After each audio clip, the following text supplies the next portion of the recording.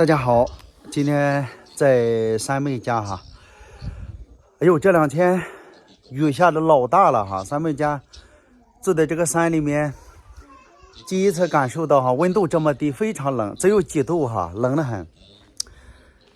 然后现在地下到处都是水，在他家走路的话，就等于说跟野外都差不了多少，到处都是湿漉漉的。而且昨天晚上睡的三妹家那个房子还漏水啊，还漏雨啊。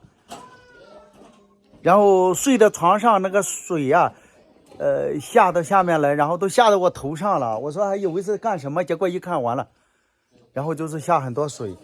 然后那个石棉瓦现在全部都是湿的，给大家看一下哈。之前我有拍了几期视频哈，关于三妹家的房子哈，就是这个泥巴墙哈快要倒掉了的情况，但是当时哈也没有下什么雨，就是还没有明显的起烟，尤其是昨天然后下大雨哈，你看这个三妹家这个水，看这个地下全部都是鸡枣子泥巴，然后尤其是下雨以后才感受到哈，这个烂房子然后会漏水啊，上面石棉瓦，你看他这个昨天都是睡在这上面，你看这外面没有墙都能看到。然后三妹现在在洗碗，然后这个墙啊，一下雨以后的话，就是不仅仅上面漏雨，而且这个潮湿的一直掉块，看这地下都是长期潮湿，时间长了以后，估计的话就危险的很了，就感觉到一刮风就咯喳咯喳，声音还挺响。咱们在上面去看一下，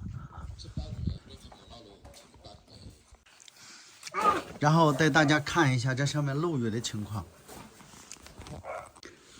然后他妈妈现在要干活，然后带着他的小侄子哈，三妹的小侄子，这家伙你看瘦的像猴似的。然后上面那个石棉瓦破掉了以后，下雨反正都是像这个桌子上呀都是漏水，桌子上都有水，这地下时不时都漏水啊，像这样的哈都是这个地下一滩一滩的有水哈，有水，然后流下来以后，地下一滩一滩一滩的。然后像这边哈也是不停的在漏水，看这个水啊，漏的这边一点，那边一点。反正这个房子哈，不下雨还不知道，一下雨的话就是感觉到处都是漏水哈。上去给大家看一下，在楼上哇，你看这个一滩一滩的，就是上面的防盐水掉下来的，湿掉了。哎，像这个都是从上面漏下来的，咱们上去给大家看一下，这个石棉瓦都是湿的。哎呦，你看这个楼板上水都漏成这样子了。这个是木板的，然后就水也漏湿掉了。然后这个是昨天晚上就睡在他家，这个上面这个缝缝哈，这里面都会漏水。然后这个石棉瓦都是湿的，然后干的在旁边，你看这全部都湿透了。这个石棉瓦一看都是下了水的哈，全部湿透了，水都会漏到这个床上。因为这个石棉瓦应该也是有些年头了，是不是三妹？我说石棉瓦也很久了吧。然后这边是一条大缝，刚才下面那个水都是从这边漏下去的，然后这个缝就特别大了。这石棉瓦它会水一直从上面就是渗下来。哎，这个石棉瓦全部都是湿的，全部都湿透了。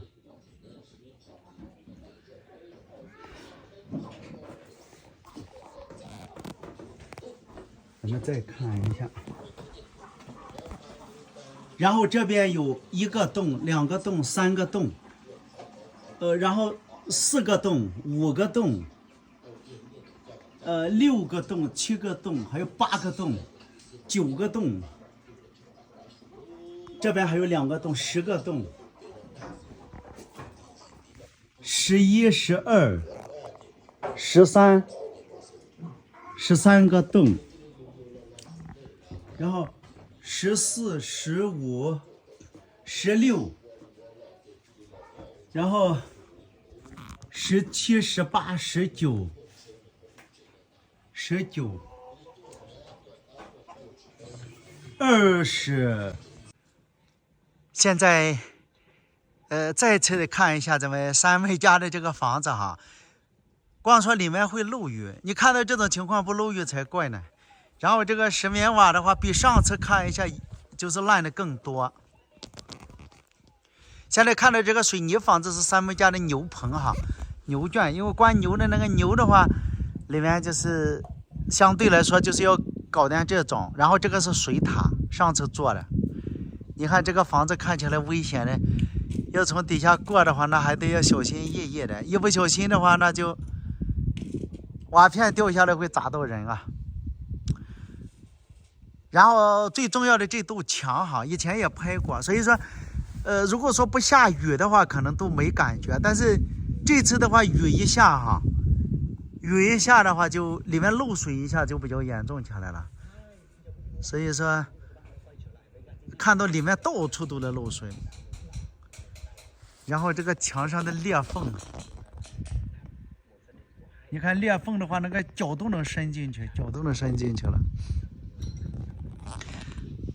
虽然说它房子烂烂的，危险的很，但是这周围的环境不能不说哈。三妹家，你看，背后就是这个连绵不断大山哈，然后热气腾腾的，看起来就是景色呢是一流的哈。然后往前面的话又是云雾缭绕的，你看，云雾缭绕的，怎么样都好看。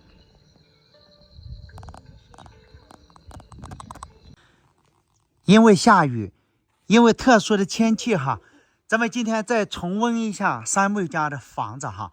现在我们一眼看过去，你看这个房子里面都有好几个洞，这个洞的话就是漏雨的哈，因为外面下大雨，里面下小雨。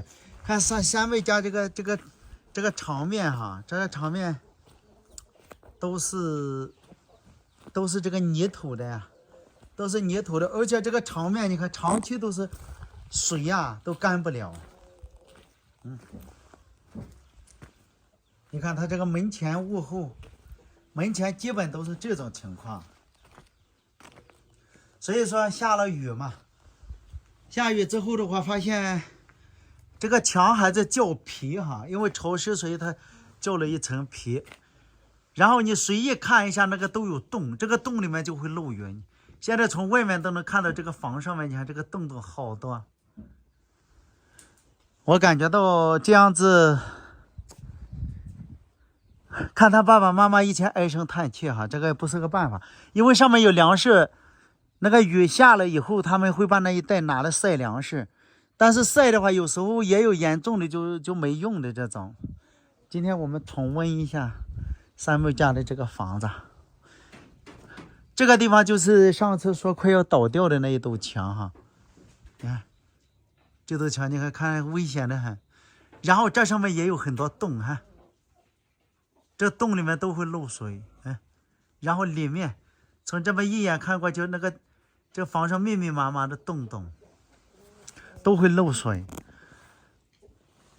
然后最怕的就是他们家就是晚上是担惊受怕哈，听他们每天都在说这个事，可能一天，除了干活不在一起，但是在一起的时候，他们10句话里面有2句话就在说这房子快倒了，怎么整？就是具体的怎么去处理？他们昨天也说了，说准备买个塑料纸，可能在那个坡上，然后找几根树给它绑一下，先坐在那里。然后他爸爸说住在那里，万一风大把那个塑料纸吹了怎么办？后来他们又想说，不行了，就住在那个山那边去，买一个棚布，用找几根树搭个棚子，他们是这样子说的。但是我也听不大懂，有时候能听几句越南话，我听他们说的都是这方面的哈。但是我在想的话，他们就是住在那边，可能都是临时的，他们自己也说就是临时的。但是如果说这房子不弄的话，最终是没办法，可能临时在那边住几天。总而言之，反正就是基本上每天这个房子快倒啊，然后如何去建房子啥的，这玩意儿就是每天都在讨论，都在说怎么办，但是最终的结果都是没办法，就是这样一个情况。因为这几天下雨的话，屋里面湿的，所以说每天啊基本上都在讨论这些事情。他们说每下一次雨就多一份担心，每下一次雨就多一份危险。为啥？因为你看哈，一旦有下大雨的话，这个墙皮它是一花一花往下掉。其实在我眼里，这个墙它这个房子就是一个危房，说实在就是危险的房子，根本的话就是不能住人。如果说在中国的话，像这样的房子可能怎么说哈，那个当地的这个管理人员肯定都不敢叫你住这里，为啥？因为你住里面把人砸到了或者啥的，是不是砸死了啥的，那咋搞？那砸死了，那个当地的村干部他都会有责任的。所以你看这个墙皮，这都是垮下来了，潮湿嘛，因为这个一下大雨，那土墙那个雨一站在上面，它不就掉下来了吗？你看，所以说，你看这一排全部被雨水蘸一下，全部都掉下来了。然后他们找点木头棒子放在这边，可能就是雨下的上面，至少站在这木头棒子上面，它会缓解一点点。你看这个墙，非常危险哈，非常危险。所以说这堵墙呀，刚才从这边过来的时候看到这堵墙，这样子摇摇欲坠的，真的是看着都吓人哈。主要是上面在漏水，下大雨下面也在掉墙皮。你看这个，像这个石棉瓦用久了以后，它都会